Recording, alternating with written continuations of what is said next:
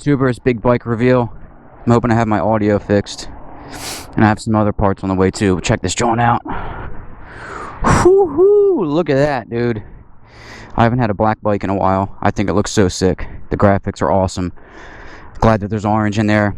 Got the skid plate on the bottom. Got the swing arm covers on there. And now I'm really digging the silver wheels now that, you know, things are darkening up a little bit. There's supposed to be 5 pieces for this carbon on the tank. They forgot to send me the top piece, but it's alright. It's on the way.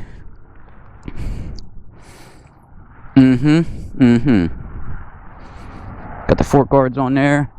And did the little relief cuts for the wheel. Got the new tires. Told you about that last video. The Motormaster brake setup's looking sexy. The carbon looks really good, dude. I have lower handlebars on the way. These are the high bend. I bought the short bend. And I got the map switch right there for the GET ECU by Tacomoto. So this is going to be the first ride with that, with the new ECU. I'm really excited. Super excited. And I have the fork skins coming too.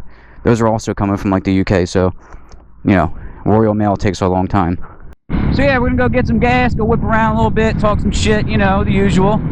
It's going to be about 60 degrees today, 62. I think it's like 60 right now. Partly cloudy skies on this beautiful Saturday. Tomorrow's going to rain like a bitch, so we got to get it in today, you know what I'm saying?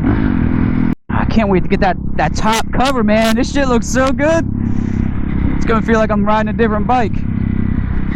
In combination with the GET ECU, which it feels like a different bike, man. I'm going to go ahead and switch over to map switch 2 for a little bit.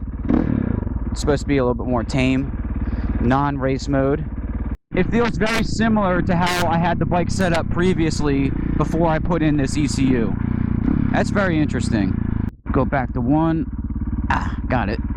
That's fancy shit, guys. I think that's cool. What up, big dog? Black bike gang, you know what I'm saying? Last time I had a black bike was my CBR. Well, finally my bike looks good and it performs good. Waiting for the D-cell pop. Nothing. No D-cell pop. Nice, dude. So from my understanding, you can flash your ECU and put a different map on it, but I think you can only put one map on it. This ECU, which I purchased, already has 2 maps on it, hence the map switch. And I told Tacomoto that I had pretty much stock everything besides the FMF slip-on. He programmed that in however he does it with the computer and all the software and shit. And I believe if you flash your stock ECU, you can't mess with ignition timing, and you can't mess with when your fan turns on. Like, if you want to turn on a little bit sooner than later. So there's a lot of benefits to if you have the money, to buying the aftermarket ECU.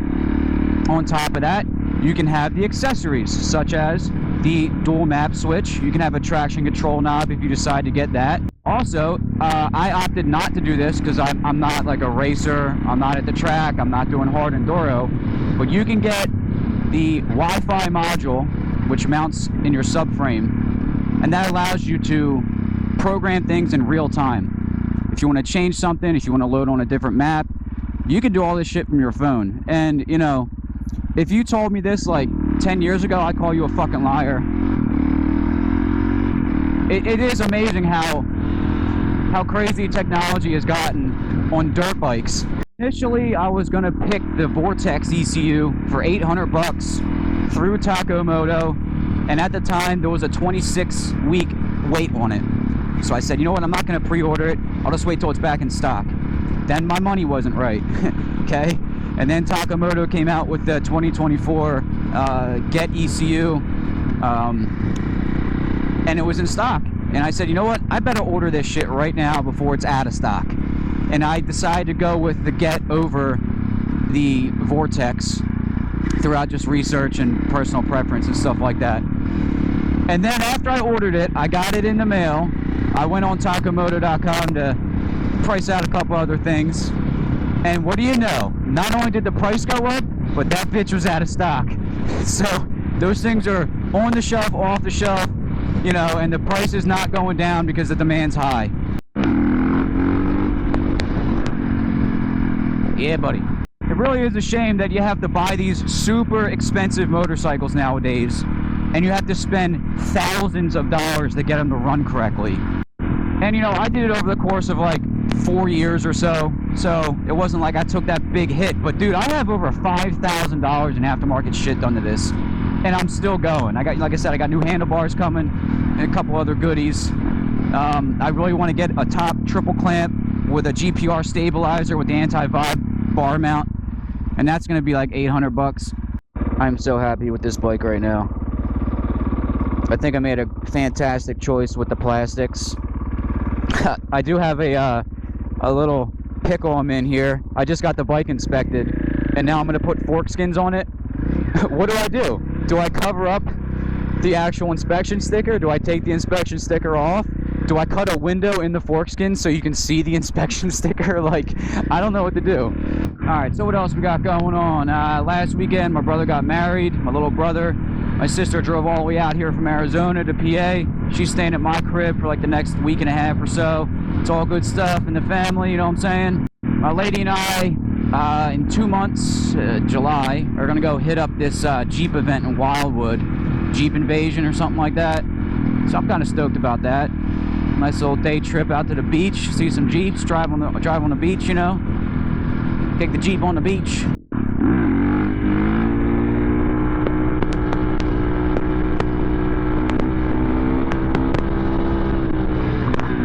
Definitely a lot smoother with the wheelies with this ECU. So I'm telling you guys, these things are so fucking corked up from the factory. The piggyback modules don't even work that good. They work okay. So last video I was telling you about this helmet and how it hurts my ear.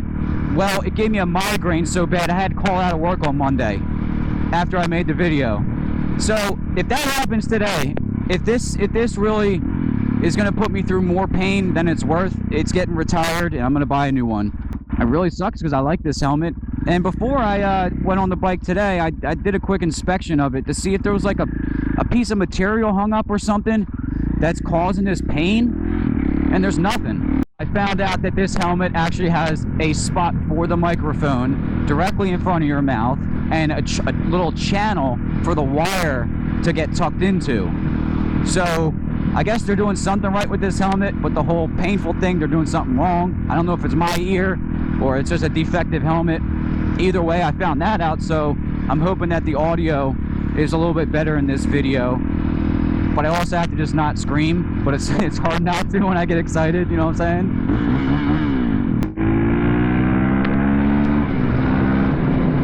This thing is so much faster, it's insane. Last night, it's Friday night, went ahead into the garage, do a little bike work. My lady and my sister joined me, and I ended up masking up all the aluminum engine pieces for the XR100 project.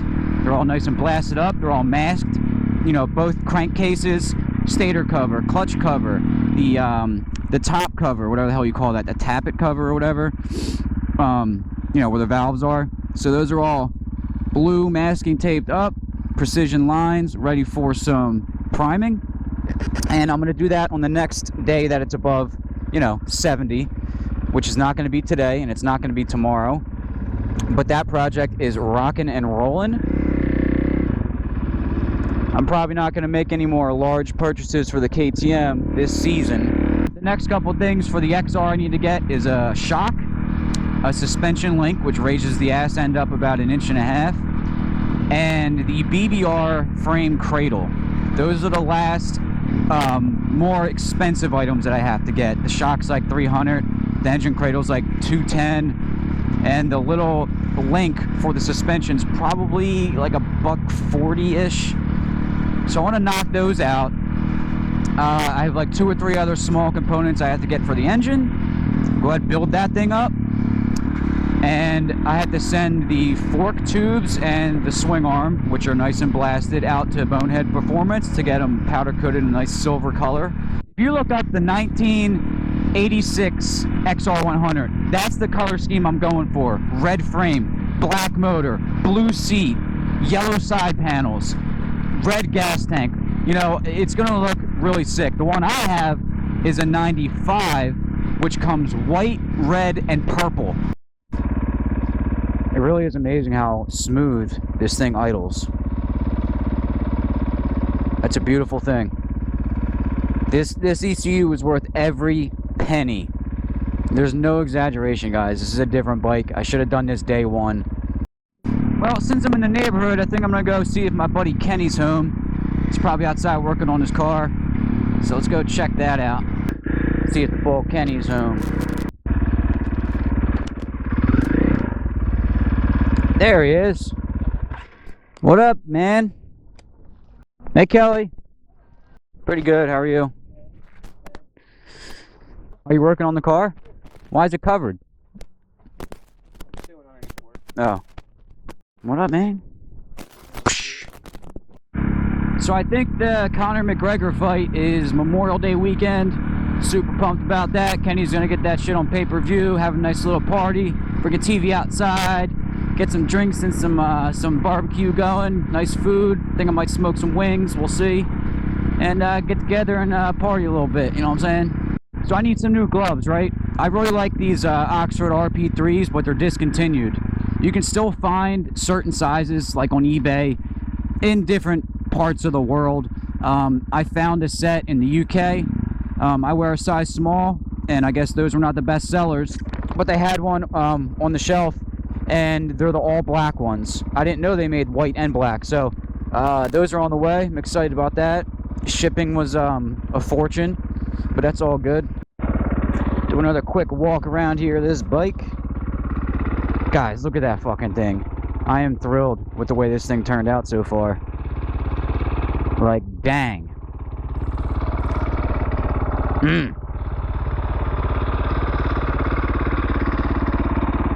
Listen how smooth that idle is.